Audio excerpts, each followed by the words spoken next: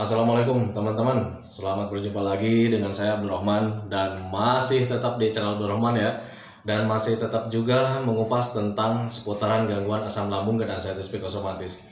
Nah, kemarin itu saya kedatangan tamu teman-teman ya, saudara kita yang datang ke rumah saya itu orang yang terkena gangguan asam lambung dan anxiety psikosomatis. Dia itu hanya sekedar bertanya tentang kenapa asam lambung ini susah dipulihkan gitu. Sementara dia itu punya tetangga yang terkena gangguan asam lambung, tetapi kurang dari 1 bulan tetangganya itu sudah membaik. Tetapi dia sudah divonis sama dokter itu sama asam lambung, keluhannya juga sama dengan tetangganya, tetapi untuk dia pribadi sudah 7 bulan. Sekarang itu agak sulit pulihnya gitu teman-teman. Akhirnya dia datang memaksakan sendiri ke sini ya sama keluarganya, bertanya, "Pak, kenapa sih asam lambung yang saya derita itu agak sulit disembuhkan, sementara tetangga saya itu kurang dari 1 bulan dia sudah normal lagi, sudah bisa bekerja lagi, sudah tertawa lagi." Nah itu teman-teman ya. Nah kenapa saya ceritakan di sini? Semoga saja seandainya ada teman-teman yang mengalami hal seperti itu, tolong tonton videonya sampai habis biar paham, biar mengerti, biar kita itu tidak bingung ya. Sebab kalau misalnya kita bingung dengan keadaan kita, justru nanti kebingungan itu akan melahirkan pikiran-pikiran negatif teman-teman ya. Dan biasanya pikiran-pikiran negatif itu akan menimbulkan ketakutan tersendiri. Dan seandainya kalau kita sudah takut, pasti ada rasa cemas tersendiri. Dan kalau seandainya rasa cemasnya berlebihan, itu bisa mengganggu kita, mental kita menjadi turun, mau apa-apa serba takut, ada sensasi sedikit langsung googling, cari informasi ini itu, padahal sama dokter udah divonis asam lambung, ya sudah asam lambung, jangan cari penyakit yang lain. Nah itu teman-teman, makanya bagi teman-teman yang sekarang sedang merasakan kebingungan seperti itu, kayak macam teman kita yang dari Buah Batu, bingung tetangganya asam lambung tapi kurang dari 1 bulan dia sudah membaik, tetapi dia sudah 7 bulan belum membaik. Nah makanya pahami saja ke sini gitu teman-teman ya. Nah teman-teman ya, untuk seputaran gangguan asam lambung dan anxiety psikosomatis, untuk asam lambung itu ada 2 hal gitu teman-teman. Jadi asam lambung itu ada yang mudah ditangani, kemudian ada yang butuh tempo penanganannya gitu teman-teman ya. Kenapa seperti itu? Karena untuk asam lambung itu tidak berbahaya sama sekali. Yang berbahaya itu bukan berbahaya sih sebetulnya ya. Yang mengganggu sama pemulihan itu karena psikis kita terganggu. Salah berpikir, salah memprediksi, selalu berasumsi-asumsi yang lain, selalu mencari-cari, karena memang untuk sifat keponya itu kalau misalnya psikisnya sudah terganggu sangat besar sekali. Nah itu teman-teman ya. Jadi ketika kalian misalkan dapat asam lambung, misalkan asam lambung itu tidak berbahaya sih sebetulnya, gangguan ya. Jadi asam lambungnya nggak normal. Ya logikanya kalau misalnya pengen membaik ya normal kan, dengan cara apa? Kita kenali saja dulu ya. Asam lambung itu sebetulnya apa sih? Asam lambung itu cairan yang ada di dalam lambung kita untuk membantu menguraikan makanan kita teman-teman ya. Jadi untuk membantu pencernaan kita, untuk mengurai makanan, menghancurkan makanan biar nanti masuk ke dalam ususnya. Di usus itu diambil sari-sarinya gitu teman-teman, dari mulai vitamin, gizi, energi, semuanya nilai kebaikan untuk tubuh kita itu diserap oleh usus kita. Nah gitu teman-teman. Jadi untuk asam lambung itu tidak berbahaya sama sekali. Tetapi kenapa ada kata penyakit asam lambung? Nah saya katakan di sini kayak macam asam lambung itu bukan penyakit ya, kayak macam gangguan lah. Jadi kalau misalnya tidak bekerjanya dengan normal, itu ya otomatis itu menjadi gangguan buat kita sendiri gitu teman-teman ya. Jadi kalau untuk asam lambung itu lebih cocok dikatakan itu gangguan, bukan penyakit teman-teman ya. Karena kalau dilihat dari asam lambung itu sangat membantu buat kita teman-teman ya. Nah asam lambung yang nggak normal ini bisa kapasitasnya yang berlebih teman-teman ya, atau bisa nilai pH-nya itu yang bertambah, jadi keasamannya itu semakin asam gitu. Nah itu teman-teman, atau bisa juga bekerjanya tidak normal gitu teman-teman. Jadi ada pembusukan terlalu cepat lah di makanan gitu. Jadi ketika makanan kita konsumsi, ketika masuk dalam lambung, di situ sama asam lambung kita itu dicerna, bukan dicerna ya, diurai. Nah di situ ada pembusukan teman-teman. Nah makanya yang namanya pembusukan pasti menimbulkan gas. Biasanya kalau misalkan ada pembusukan seperti itu bisa menyebabkan kita begah, kemudian kembung. Itu teman-teman karena ada pembusukan. Tetapi untuk pembusukan tidak bahaya-bahaya juga teman-teman. Karena apa? Karena dalam durasi tertentu itu makanan yang di lambung itu turun ke usus gitu teman-teman. Nah makanya ketika di usus itu vitaminnya, gizinya itu tidak terserap dengan sempurna, karena di dalam lambungnya juga itu ketika di dalam lambungnya itu penguraiannya itu tidak sempurna teman-teman ya. Ya sudah otomatis kalau ketika masuk ke ususnya itu semua vitaminnya itu diserapnya itu tidak sempurna oleh usus kita, dan akhirnya banyak sekali yang merasakan kelayangan, lemas, kemudian mata buram, kemudian kurang gairah gitu teman-teman ya, karena memang kitanya kurang gizi gitu teman-teman, karena memang makanannya tidak terserap dengan sempurna dari makanan tersebut ya, tidak terserap sempurna gizi-gizinya. Nah itu teman-teman pahami saja ke sana. Jadi ketika ada yang punya asam lambung, jangan kalian berpikir asam lambung itu berbahaya. Tidak sama sekali teman-teman ya, sama sekali tidak berbahaya. Cuman itu bisa mengganggu kita kalau seandainya tidak normal asam lambungnya. Bisa kapasitasnya yang bertambah, atau nilai keasamannya yang bertambah, atau berfungsinya kurang dengan baik gitu teman-teman. Akhirnya ada pembusukan lebih cepat gitu, sehingga menimbulkan gas gitu teman-teman. Itu sepengalaman saya. Nah itu teman-teman ya. Nah kemudian pertanyaannya, bagaimana sih ketika ada orang yang terkena gangguan asam lambung, ada yang cepat membaik dan ada yang agak alot temponya gitu teman-teman ya. Untuk asam lambung saya katakan seperti tadi ya, tidak berbahaya, jadi gangguan-gangguan biasa. Jadi ditanganinya juga dengan hal yang sangat wajar gitu teman-teman ya.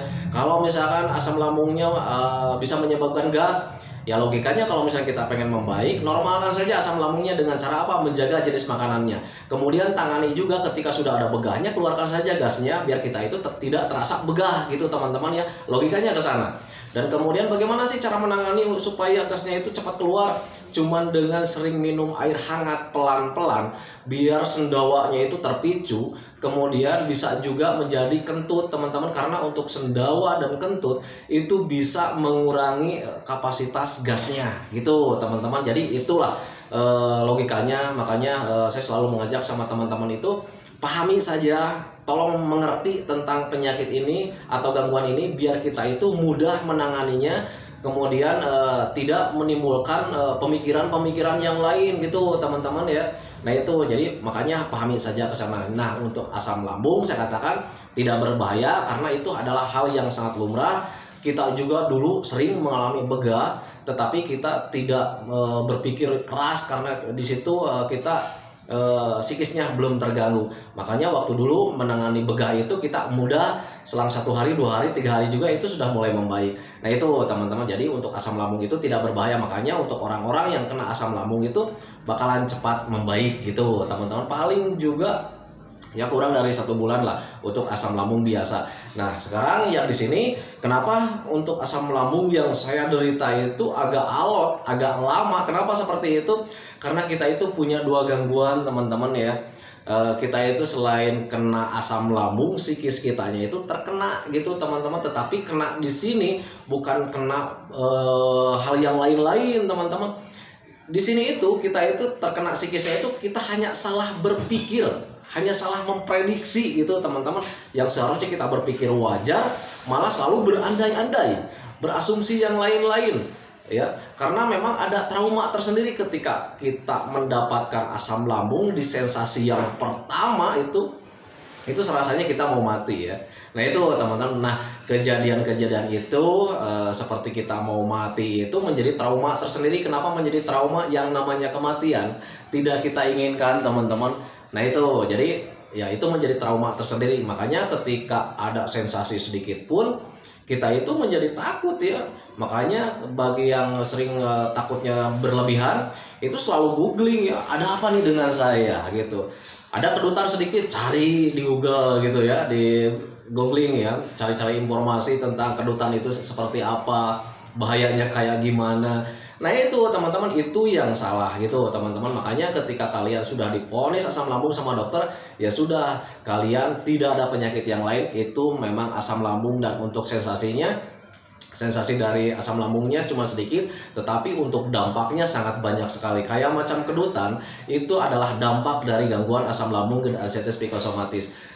Keterkaitannya seperti apa? Ketika kalian ada asam lambung, kemudian rasanya seperti mau mati, itu menjadi trauma tersendiri. Ketika ada sensasi, kalian selalu berpikir kemana-mana, dan itu menjadi stres tersendiri tanpa disadari gitu teman-teman ya. Dan kedutan itu adalah respon tubuh kita saat kita mengalami stres. Nah itu teman-teman, makanya pahami saja ke sana. Jadi untuk kedutan itu nggak bahaya lah, nggak bahaya sama sekali. Tetapi memang ya, untuk orang yang terkena gangguan asam lambung GERD, ascites psikosomatis, saya juga dulu seperti itulah. Jadi ketika ada kedutan itu ya kita parno sendiri ya. Aduh, ini jangan-jangan apa? Ini jangan-jangan jantung kayak yang pindah gitu ke perut. Padahal nggak ada istilah jantung pindah ke perut gitu teman-teman. Tetapi waktu itu saya berpikirnya ke sana karena di perut itu sering kedutan ya waktu itu ya. Sering kedutan. Jadi kedutannya itu kayak macam detakan jantung lah gitu ya, dut-dut gitu ya. Nah, saya selalu berpikir gini teman-teman waktu itu ya. Aduh, jangan-jangan ini jantung saya sudah pindah ke bagian perut. Nah itu salah. Padahal sekarang ketika sudah mulai menyadari, nggak mungkin jantung itu pindah ke perut ya. Nah itu salah prediksi saya gitu. Makanya saya selalu menjelaskan di video-video saya agar kalian itu tidak seperti saya kejadiannya teman-teman. Makanya pahami saja bahwa gangguan asam lambung dan ascites psikosomatis itu rasanya memang seperti itu. Dampaknya juga banyak. Kita cukup menanganinya saja dengan cara yang mudah dan dengan memakai logika, biar kalian itu bisa bertindak dan kemudian melakukannya juga dengan wajar gitu teman-teman ya. Nah itu jadi bagi orang-orang yang terkena sekarang gangguan asam lambung kemudian agak lama, pahami saja bahwa kalian itu psikisnya terganggu. Walaupun orang yang terkena psikisnya itu dibilang kalian psikisnya terganggu, itu suka marah teman-teman ya. Padahal tanpa disadari kalian itu psikisnya kena, sadari saja ke sana gitu. Nah, gimana sih cara memperbaiki psikis? Ya pahami saja, sadari saja. Yang pertama sadari bahwa kalian itu psikisnya sedang terganggu. Nah sekarang kenapa bisa terganggu? Karena ada trauma tersendiri gitu teman-teman. Ketika ada sensasi sedikit, langsung cari-cari informasi, karena itu takutnya itu berbahaya, hal berbahaya takutnya. Nah sekarang bagaimana supaya pikiran-pikiran negatif itu tidak hadir? Cukup simpel, cukup mudah. Kalian cukup menjalankan hobi-hobi yang menyenangkan saja, biar pikiran-pikiran kita itu tidak selalu mengarah-ngarah tentang ke hal-hal penyakit atau hal-hal yang berbahaya teman-teman ya. Nah itu makanya saya selalu bilang itu di video dari bagian pertama sampai detik ini, saya itu selalu bilang lakukan hobi-hobi yang menyenangkan, lakukan aktivitas-aktivitas yang menyenangkan, karena cuman itu yang bisa mengalihkan pikiran negatif teman-teman. Cuman itu gitu. Ketika sudah menyadari, oh saya itu psikisnya terganggu karena memang selalu berpikir yang lain-lain, jadi stres tersendiri. Nah gimana caranya supaya kita itu nggak stres, nggak terlalu berpikir ke arah-arah yang bahaya, tidak berpikir ke arah-arah penyakit? Gimana caranya? Cuman mengalihkan. Nah mengalihkannya bagaimana? Cuman melakukan hobi-hobi yang menyenangkan saja. Nah itu teman-teman ya. Nah sekarang logikanya begini, ketika kalian selalu berpikir sesuatu yang besar, bagaimana cara melupakan pikiran itu? Nah kalian kan harus beraktivitas ya. Nah gitu teman-teman, harus beraktivitas. Nah sementara aktivitas itu kalau misalkan ada bebannya, beban pikirannya, itu sama juga bohong teman-teman ya. Makanya harus melakukan aktivitasnya itu yang menyenangkan. Nah aktivitas yang menyenangkan itu apa ya? Selain hobi ya apalagi gitu teman-teman ya. Makanya selalu melakukan hobi-hobi yang menyenangkan. Belajarlah masa bodoh dengan sensasi yang terjadi. Yang penting kalian sudah tahu bahwa gangguan asam lambung dan ascites psikosomatis ini tidak berbahaya sama sekali, karena memang tidak berbahaya sama sekali. Jadi fokus saja ke sana, tanamkan saja dalam pikiran ini bakalan terlewati, karena memang bakalan terlewati. Tanpa diapa-apain juga kalian bakalan terlewati. Cuman saya itu mengajak sama teman-teman itu, ayo lakukan metodenya biar kalian itu tidak terlalu lama gitu teman-teman ya. Metodenya sudah saya jelaskan di video-video sebelumnya. Makanya tonton dari video dari awal sampai sekarang itu biar kalian itu mudah memahaminya. Nah itu teman-teman ya. Dan makanya bagi teman-teman yang selalu bertanya, Pak ini gimana begahnya? Ini gimana begahnya? Nah berarti itu para pendatang yang baru ya. Kalau seandainya pendatang yang lama, yang sudah gabungnya itu sudah lama, itu mereka pasti paham gitu teman-teman ya.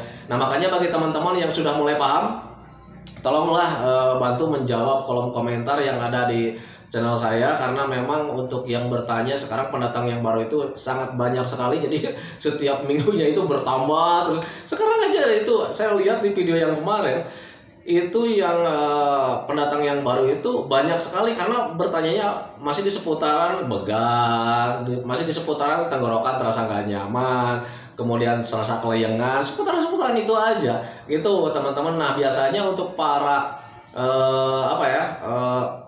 yang sudah lama bergabungnya itu paling cuman Pak hadir paling gitu ya, doakan saya biar cepat sembuh, biar semangat ya Pak, paling cuman gitu-gitu aja komennya, atau Waalaikumsalam, nah seperti itu. Tetapi berbeda dengan orang yang baru bergabung, Pak saya masih mengalami begah, Pak saya masih mengalami mata buram, seperti itu ya. Nah itu padahal itu ketika kalian kalau misalkan mengikuti channel ini dari awal, itu semuanya sudah saya share ya, dari mulai cerita saya yang terkena gangguan asam lambung, kemudian 1001 macam sensasi yang saya rasakan itu sudah saya share. Kemudian bagaimana cara menangani itu, setiap video pasti ada cara menanganinya gitu teman-teman ya. Ketika Pak nih saya telinganya berdenging, kayak bergemuruh, kayak kurang pendengaran, itu sudah saya share gitu teman-teman. Nah makanya tip ya buat teman-teman yang baru bergabung, kalau seandainya kalian mau bertanya tentang seputaran gangguan asam lambung dan anxiety psikosomatis, alangkah baiknya kalian tonton dulu video-video sebelumnya biar lebih detail penjelasannya ketimbang di kolom komentar.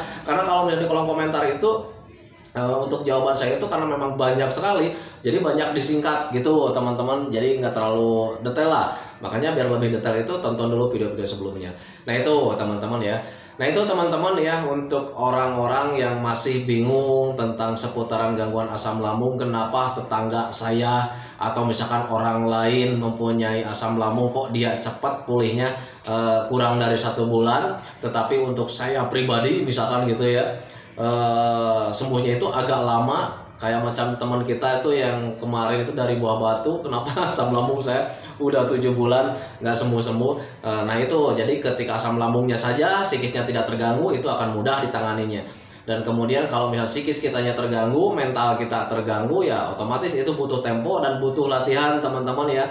Sadari saja bahwa mental sedang terganggu itu, yang namanya mental biar tambah berani lagi itu butuh latihan, semuanya butuh latihan. Dan untuk asam lambung kenapa sangat sulit sekali ketika psikis kitanya terganggu, karena pikiran kita yang gak normal itu bisa memicu asam lambungnya tambah tambah nggak normal lagi. Ada perbaikan sedikit, psikisnya terganggu, ininya nggak normal lagi, jadi asam lambungnya nggak akan membaik-baik teman-teman ya.